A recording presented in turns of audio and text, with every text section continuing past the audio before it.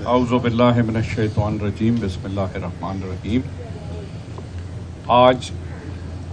14 اگست یوم آزادی کی مناسبت سے تحریک منہاج القرآن کے اندر ایک تقریب رکھی گئی ہے جس کو لیڈ کر رہے ہیں ہماری منہاج یوتھ لیگ،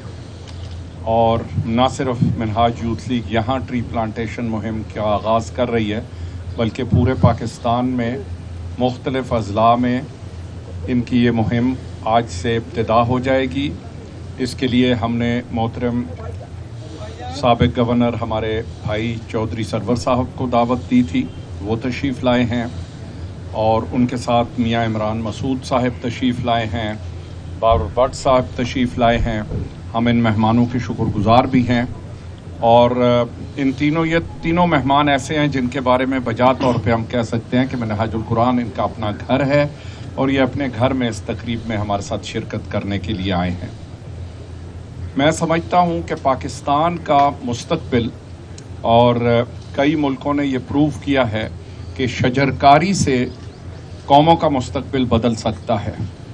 ملیشیا جب آزاد ہوا، ملیشیا ایک قطرہ پام آئل کا ایکسپورٹ نہیں کرتا تھا۔ آج ملیشیا دنیا کے پام آئل کا سب سے بڑا ایکسپورٹر ہے، اور یہ صرف وہاں کی حکومت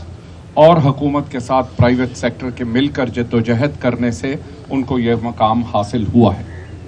ہم سمجھتے ہیں کہ اگر حکومت صحیح ایگریکلچرل پالیسیز بنائے تو یہ ملک نہ صرف سرسبز و شاداب ہو سکتا ہے بلکہ یہ گرینری بن سکتی ہے پورے اس خطے کے لیے، کیونکہ ہمارے پاس جتنی زرخیز زمین ہے پنجاب میں اور سندھ میں، اتنی زرخیز زمین یہاں کسی اور ملک کے پاس نہیں ہے سوائے بھارت کے، جو ہم سے 8 گنا بڑا ملک ہے۔ میں مبارکباد دیتا ہوں منہاج یوتھ لیگ کو، اور اس کے ساتھ صدر منہاج یوتھ لیگ، ان کی پوری ٹیم کو، رانا وحید شہزاد صاحب ہیں، ان کی پوری ٹیم کو مبارکباد دیتے ہیں اس مہم کے اوپر۔ دعا گو ہیں کہ آپ کی یہ مہم کامیابی سے ہمکنار ہو،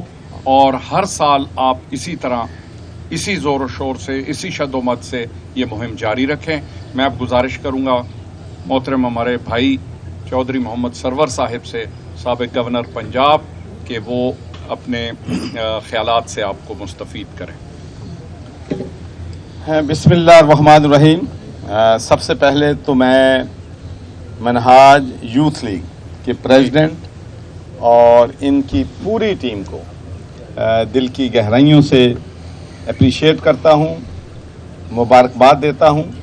کہ ماشاءاللہ یہ شجر کاری کی جو مہم کا آغاز انہوں نے کیا ہے، اور مجھے یہ بھی بتایا گیا ہے کہ یہ پورے پاکستان کے ہر ضلع میں ماشاءاللہ پلانٹیشن جو ہے وہ کریں گے، اور یہ بڑی خوشی کی بات ہے کہ نہ صرف حکومت بلکہ ہم نے دیکھا ہے کہ تمام ادارے اور ہماری جو سول سوسائٹی ہے وہ بھی شجر کاری کے لیے اپنی پوری بھرپور طریقے سے حکومت کے ساتھ جو ہے وہ تعاون جو ہے وہ کر رہی ہے۔ دیکھیں، گلوبل وارمنگ کی وجہ سے آپ کو معلوم ہے کہ ہمارا ملک جو ہے ہٹ لسٹ پہ ہے، اور یہ جب سیلاب آیا تھا تو میں نے انٹرنیشنل فورم پہ یہ آواز بلند کی تھی کہ بھئی ہم صرف جو کاربن ہے وہ ہم صرف گلوبل وارمنگ میں 1% سے بھی کم کنٹریبیوٹ کرتے ہیں، لیکن پوری دنیا جو کر رہی ہے اس گلوبل وارمنگ کی وجہ سے، اس کا نقصان جو ہے وہ غریب اور ترقی پذیر ممالک کو ہو رہا ہے۔ اس لیے میں سمجھتا ہوں کہ یہ پوری دنیا کی، ہماری انٹرنیشنل کمیونٹی کی، یونائٹڈ نیشنز کی، ہم سب کی ذمہ داری ہے کہ اس پلانٹ کو ہم اپنی فیوچر جنریشنز کے لیے محفوظ بنانے کے لیے ہم کوشش کریں کہ شجرکاری بھی کریں، اور یہ کاربن گیسز جو ہیں ان کی روک تھام کے لیے بھی ایک مؤثر انتظامات جو ہیں کیے جائیں، اور جو لوگ سیلاب وغیرہ کی وجہ سے اس کی زد میں ہیں ان کو خصوصی ایڈ دی جائے تاکہ وہ اپنے آپ کو تیاری کر سکیں کہ ہر سال جو ہے سیلاب آنے کی وجہ سے لاکھوں لوگ جو ہیں وہ بے گھر نہ ہو جائیں۔ ہمارے ملک میں بدقسمتی سے پچھلے سال 35 ملین 3 کروڑ 50 لاکھ لوگ جو ہیں وہ بے گھر ہوئے، اور یہ حکومت کے لیے بہت بڑا امتحان تھا، ہماری جو چارٹیبل آرگنائزیشنز ہیں ان کے لیے بڑا امتحان تھا. تو مجھے اس بات پہ بڑا فخر ہے کہ ہماری جو ٹاپ 15 چارٹیبل آرگنائزیشنز ہیں جس میں سرور فاؤنڈیشن بھی شامل ہے،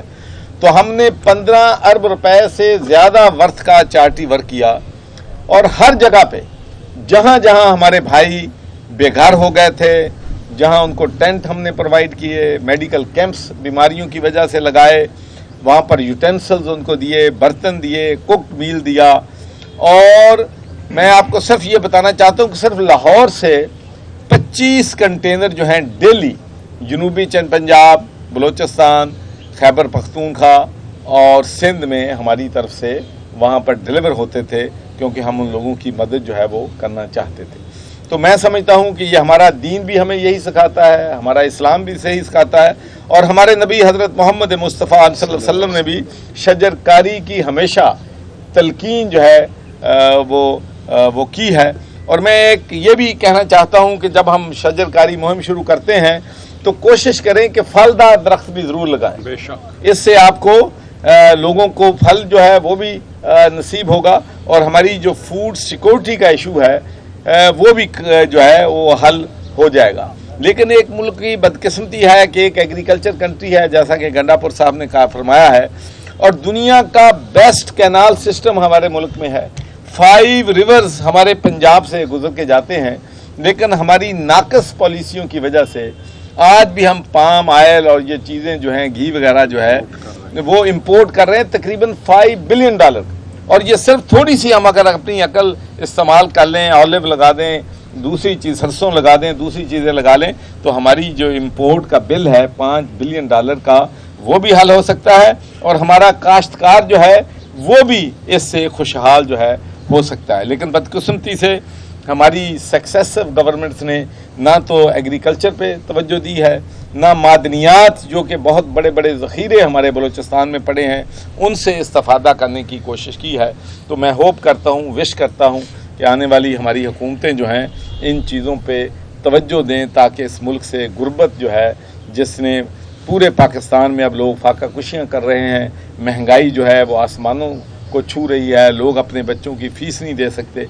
تو میں امید کرتا ہوں کہ عوام کے لیے حکومت جو کیئر ٹیکر گورنمنٹ آئے گی وہ عوام کے لیے بھی کچھ سہولیات جو ہے وہ مہیا کرے گی. تو آخر میں جناب ڈاکٹر طاہر القادری صاحب کو یقینی طور پہ ٹربیوٹ پے کرنا چاہتا ہوں کہ وہ اسلامی ادارے نہ صرف انہوں نے پاکستان میں بنائے ہیں بلکہ پوری دنیا میں منہاج القرآن کے ادارے جو ہیں ہماری نیکسٹ جنریشن کو سروس دے رہے ہیں. اور اس لیے مجھے بہت سے لوگ کہتے ہیں کہ بھائی کیا وجہ ہے کہ آپ جب جو ہوتے ہیں، جب بھی آپ کو موقع ہوتا ہے تو ڈاکٹر طاہر القادری صاحب کو آپ بہت اپریشیٹ کرتے ہیں. بھائی میں ان کے کام کو اپریشیٹ کرتا ہوں، ان کی کنٹریبیوشن کو جو ہے وہ اپریشیٹ کرتا ہوں.